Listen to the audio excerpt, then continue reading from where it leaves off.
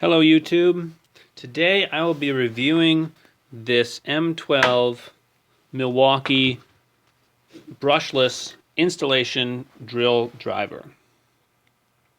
So it's pretty small. It's only, about 5 inches long or so. And I got this because I needed a drill that would do pretty much everything but wouldn't have a ton of power, because I usually don't need that. And so it's on their M12 system. It comes with two 2 amp hour M12 batteries. Here's the other one. Comes with the M12 charger. And then the cool part is it comes with all of these interchangeable heads. So you have a Jacobs chuck, you have a right angle attachment, you have an eccentric, I think they call it, attachment, and you have a standard, impact style attachment. And all of these attach onto the end here with these teeth.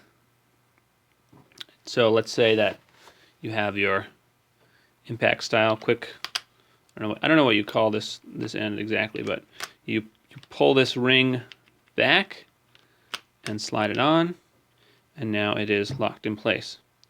And there's a battery indicator on the side here. This is 2 of 4 bars full. Has a nice sturdy clip to go on your pocket or your belt.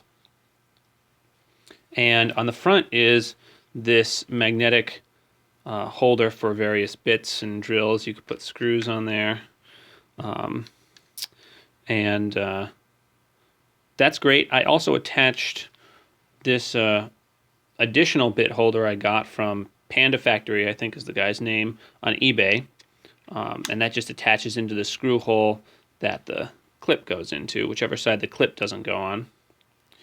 And in there I have, my most commonly used bits, number 2 Phillips, or number 2 square, and then various Torx sizes.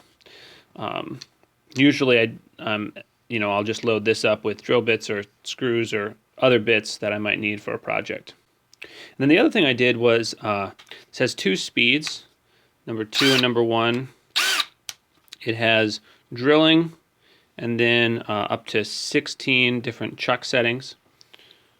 Then the only thing that that I wish was different about this tool was the reverse function. If you look on the top, you have this light and that button, and that right now it's in reverse. You press it, and now it's in forward, in reverse and forward. You can hold it down, and then let's see. And now it's locked until I press it again, and now it's back in reverse.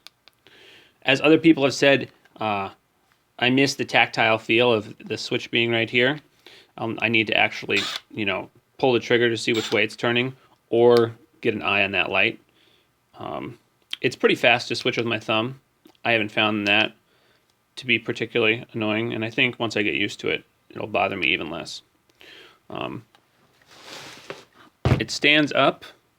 However, it's fairly tippy, so you're probably better off laying it straight if you want to be on a finished surface. Set it on a finished surface. It is a brushless motor, which means it has a fair amount of power. I've used it to bore some, I think I went up to 1.5 inch spade bits in 2x4, single 2x4. It struggled a little bit with that. I also ordered a larger capacity battery. This is their compact 2 amp hour battery. And I ordered an aftermarket 9 amp hour battery, which has some pretty good reviews. The voltage is the same between them, but it seems like the ones with greater, with more amp hours, they're able to draw more current off of it at once. So that might make it a little more powerful. Yeah, I believe that it's said to have to do about 300 inch-pounds. I haven't tested that anyway. I paid $179.99 for it at Home Depot just before early November 2020. I think it's back up to $199.99. Probably still worth it, especially if you don't have a drill yet, like I had not. So let's take a look at the other chucks. So you have a right angle chuck, and this goes on with that same teeth setup.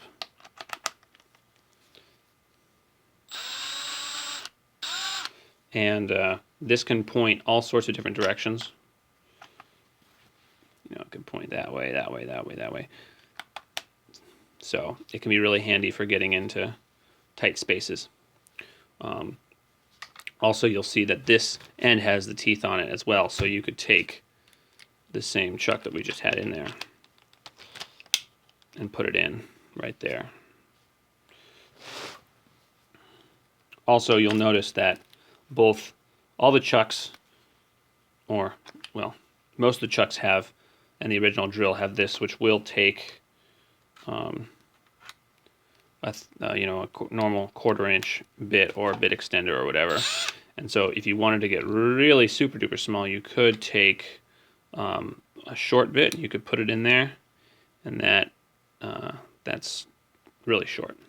Now it's obviously not locked in there, so if you put any sort of quick change drills in there, then when you're pulling it back out, the drill's going to come out of the gun probably. Let's see. So we have the right angle attachment.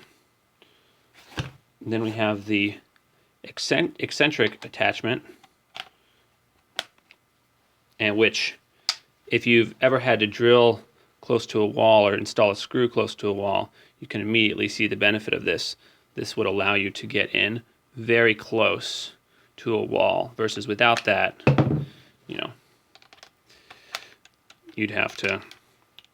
your drill would have to be further from the wall. And this also can go in all sorts of different directions. And this is, you can drill with this with the quick change drills, but again, there's no locking on it, so you'll have to pull the drill bit out manually.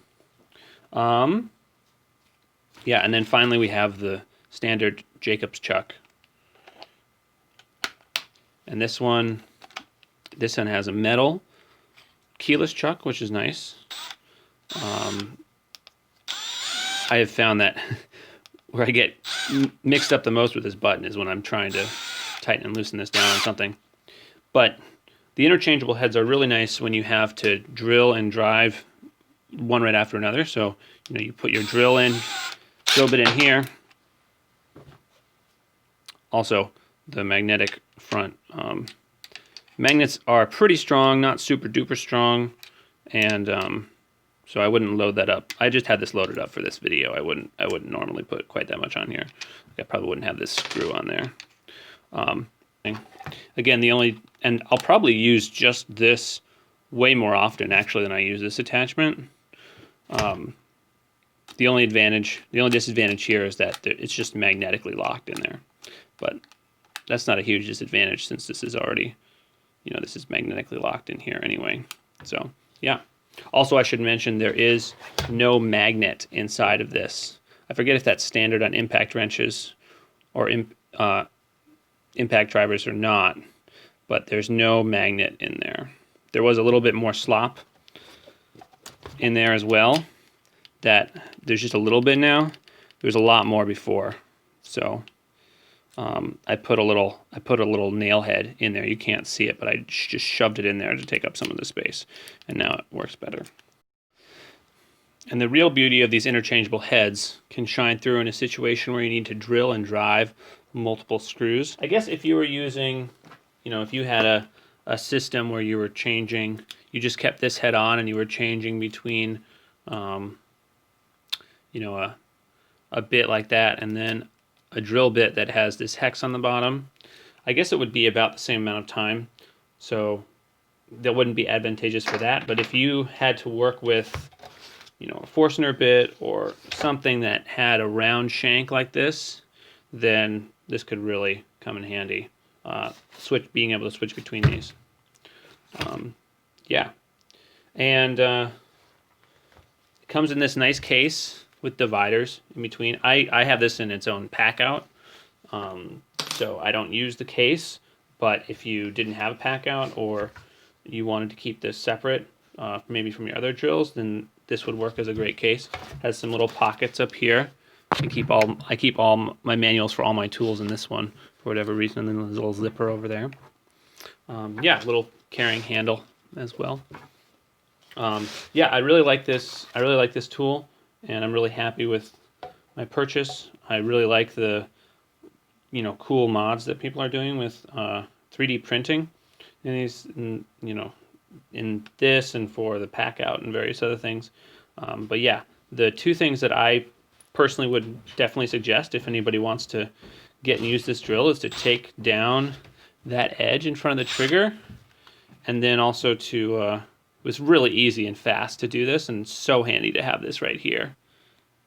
There's, I don't know how well the light is, there's there's a little ledge of plastic that's right about here. And that is very obnoxious for the skin on my fingers, because I like to hold this drill like this with my pointer finger on this side. And what was happening was, as I was squeezing the trigger, it squeezed the skin on my finger. So I just went in there with a sharp knife, I think actually a chisel, and just took off that little bit of plastic so there's less of a lip. Now it works fine like that. I took one of just like a normal sort of bit cassette, kind of like that, except not one as fancy and 3D printed. And what I did was I used a utility knife and I cut one of the cells off the end and then drilled a little hole in it and then attached it using this, just a normal screw that goes on the body. And that allowed me to store this bit holder right on the side. Right now I have all the bits that I'm probably going to need and the bit holder. So if I needed to drive a screw, I could just, put it in the end and then select a bit, put it in the end, and then I'd be ready to go. Instead of, attached on the front and flopping around, because on the front here, this is just too big to really be held on, and then with here it's just sticking out way too far. So yeah, those are the two mods that I've done, that and I was looking around online. I didn't see many things that people were doing to this. So if there's some cool stuff that you have this and you have done some cool stuff, or you've seen this video and you are saying, hey, he should try doing that to that drill, or try that trick with that drill, then I'd love to hear from you. So go ahead and comment below if that's something that you want to do. Yeah, and thanks for watching, and hopefully I'll be putting out more videos like this soon.